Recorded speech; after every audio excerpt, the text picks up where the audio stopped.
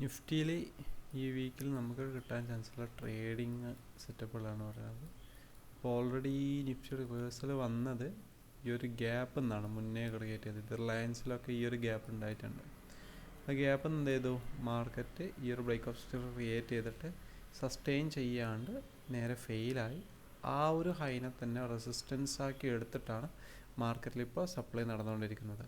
നമ്മൾ ബാങ്ക് നിഫ്റ്റിയിൽ ഏകദേശം ഒരു സെല്ലിങ് പറഞ്ഞതാണ്. അപ്പം നിഫ്റ്റിയിലും ആ സെല്ലിങ് റിപ്പീറ്റ് ചെയ്യാനുള്ള ചാൻസ് ഉണ്ട്.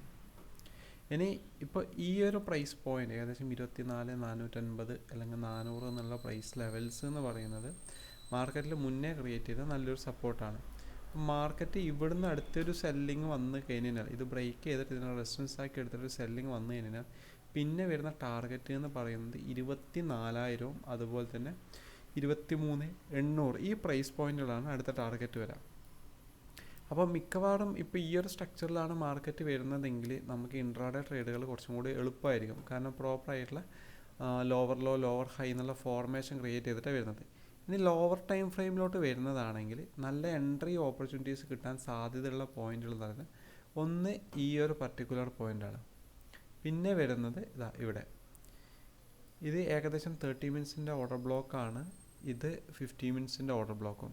അപ്പോൾ മുന്നേ ഉള്ള ഡാറ്റ നോക്കുന്ന സമയത്ത് മുന്നേ ഇപ്പോൾ സപ്ലൈ ഒക്കെ വന്നത് വെച്ച് കഴിഞ്ഞാൽ ഇതുപോലെ തന്നെ റെസിസ്റ്റൻസ് തന്നെ സെല്ലിങ് വരികയാണ് ചെയ്തത്. ഇവിടെയൊക്കെ ആ ഒരു സെല്ലിങ് തന്നെ റിപ്പീറ്റ് 30 മിനിറ്റ്സിൻ്റെ ഒരു ഓർഡർ ബ്ലോക്ക് തന്നെയാണ് മാർക്കറ്റ് ഈ ഒരു സെല്ലിംഗ് ഒക്കെ വന്നത്.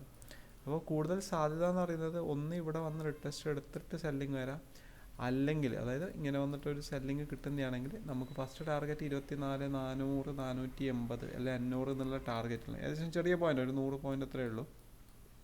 സെക്കൻഡ് ടാർഗറ്റ് വരുന്നത് 24,000 ഓക്കെ.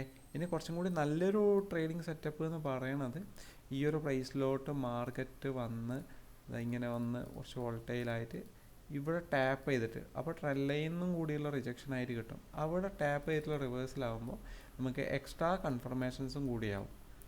ഓക്കെ, അപ്പോൾ ഇങ്ങനെ രണ്ട് സെറ്റപ്പാണ് നമുക്ക് നിഫ്റ്റിയിൽ ഏകദേശം കിട്ടാനുള്ളത്. ഇവിടെ നോക്കിക്കഴിഞ്ഞാൽ മുന്നേ മൾട്ടിപ്പിൾ ടൈം നല്ല രീതിയിൽ റെസ്പെക്റ്റ് ചെയ്തിട്ടുണ്ട്.